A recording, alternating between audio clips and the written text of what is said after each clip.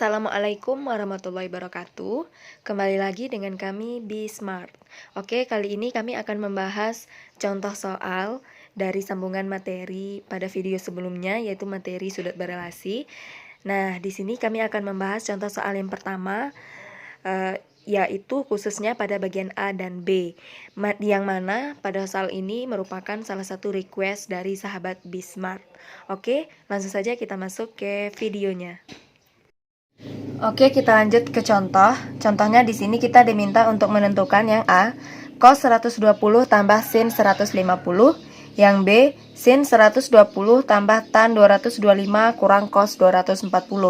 Nah, yang pertama kita kerjakan terlebih dahulu, yaitu cos 120 tambah sin 150. Nah, untuk menyelesaikan soal ini, kita harus yang kita tambahkan ataupun yang kita kurangkan, nilainya harus yang kita ambil itu adalah 360, 90, 180, dan 270. Hanya nilai ini saja, tidak boleh nilai yang lain. Nah, untuk menyelesaikan cos 120, kita lihat dulu. 120 dia berada di kuadran keberapa? Yaitu berada di kuadran kedua. Karena 120 itu nilainya berada di antara 90 dan 180. Jadi langsung saja, berarti yang kita pakai itu adalah 90 atau 180. Terserah kita mau pakai yang mana, 180 boleh, 90 juga boleh. Jadi di sini saya akan mengambil yang 180. Mengapa demikian? Karena 180 ini dia berada di sumbu X. Kalau di sumbu X, seperti yang sudah saya jelaskan tadi, maka dia tetap sin jadi sin, cos tetap cos. Maka dia tidak berubah. Kecuali kalau seandainya di sumbu Y, maka dia berubah. Berarti apa maksudnya sini berubah? Sin jadi cos, cos jadi sin, ataupun tan jadi kotangin. Jadi terserah kita mau ngambil yang mana. Untuk mempermudah di sini, saya mengambil yang sumbu X saja. Maka dia tidak berubah tetap. Jadi cos 180. 180 tidak mungkin ditambah berapa supaya 180. Maka dia ini harus dikurang. Dikurang berapa dia supaya 120, yaitu kurang 60. Kemudian kita tambah lagi dengan sin 150. 150 berada di kuadran keberapa? Yaitu berada di kuadran kedua juga, karena nilainya antara 90 dan 180. Maka saya tetap mengambil yang 180 di sumbu X. Sin 180 kita kurang berapa supaya 150? Yaitu kita kurang dengan 30. Sudah. Setelah itu barulah kita selesaikan cos 180 kurang 60 sesuai dengan rumusnya tadi menjadi cos 60. Kita lihat dulu di kuadran kedua, karena cos 120 ini berada di kuadran kedua, apakah tandanya positif atau negatif? Kita lihat, ternyata di kuadran kedua hanya sin yang positif, selebihnya negatif, maka cos ini negatif. Kemudian kita tambah lagi dengan sin 30 yang di sini yang kita ambil angkanya. Nah, sin dari 150 berada di kuadran kedua. Apakah sinnya ini positif atau negatif? Ternyata di kuadran kedua sinnya yang positif, maka tetap positif. Nah, barulah kita cari cos 60 adalah 1/2. Karena dia negatif, maka negatif. Tambah dengan sin 30 adalah 1/2. Min setengah tambah setengah hasilnya adalah 0. Nah, berarti untuk nilai cos 120 tambah sin 150 adalah 0. Kemudian kita lanjut yang B. Sin 120 kita tambahkan dengan tan 225 kurang dengan cos 240. Nah, kita selesaikan ini. Sin 120 berada di kuadran keberapa?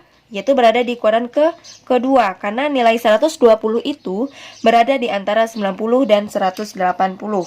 Maka sin, saya tetap mengambil 180, yaitu pada sumbu X, untuk mempermudah kita supaya dia tetap, kalau seandainya di sumbu X tetap sin, cos tetap cos, tan tetap tan. Kalau seandainya kita ambil di sumbu Y, baik itu 90 ataupun 270, maka dia tandanya akan berubah. Jadi di sini saya ambil 180. 180 dikurang berapa supaya 120, yaitu dikurang dengan 60. Kemudian kita tambahkan lagi dengan tan tan 225. Tan 225 berada di kuadran keberapa? Yaitu berada di kuadran ketiga, nilainya antara 180 dan 270. Jadi yang kita pakai baik boleh 270 ataupun 180. Di sini saya tetap mengambil 180 karena dia disumbu X tadi. Tan 180. Kira-kira 180 ini kita kurang supaya dia dapat 225 atau kita tambah? Tentunya kita tambah. Karena 180 ditambah berapa supaya 225? Yaitu adalah 45. Kemudian kita kurang dengan cos 240 berada di kuadran ketiga juga, yaitu antara nilainya 180 dan 270. Maka cos yang saya ambil tetap 180 ditambah berapa supaya 240, yaitu adalah 60. Kemudian barulah kita hitung. Kita ambil adalah yang di depannya, sin tetap, karena dia tetap tadi disumbu X, sin 60. Kita lihat dulu di kuadran kedua, sin 120 berada di kuadran kedua, sin tetap positif, maka tetap positif di sini. Kemudian kita tambahkan dengan tan 45 yang di sini yang kita ambil. Kita lihat dulu. Tan 225 berada di kuadran ketiga. Tadi kan nilainya antara 180 dan 270. Tan tandanya positif, maka tetap positif. Kemudian kita kurangkan dengan cos 60. Cos 240 berada di kuadran ketiga, tandanya negatif. Barulah kita selesaikan. Sin 60 tambah tan 45.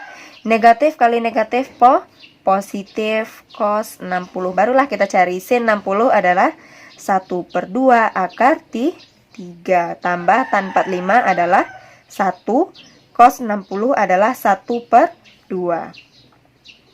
Barulah kita selesaikan 1/2 akar 3 tambah untuk menyelesaikan ini cara cepatnya ya, itu kita kali silang saja. 1 kali 2, 2 tambah 1, 3/2. Maka karena penyebutnya sudah sama, ingat kalau penyebut sudah sama berarti boleh langsung kita hitung. Maka akar 3 hasilnya adalah akar 3 tambah 3/2. Nah, itulah hasilnya. Mungkin itu saja pembahasan kita kali ini. Semoga mudah dipahami. Dan apabila terdapat pertanyaan mengenai seputar materi kita ini, dapat ditulis di kolom komentar atau langsung di WA saja. Nanti akan saya tambahkan di deskripsi. Semoga bermanfaat. Dan jangan lupa untuk share kepada teman-teman. Kemudian kalau seandainya ada kata saya yang salah, saya mohon maaf. Akhirnya saya tutup dengan Assalamualaikum warahmatullahi wabarakatuh.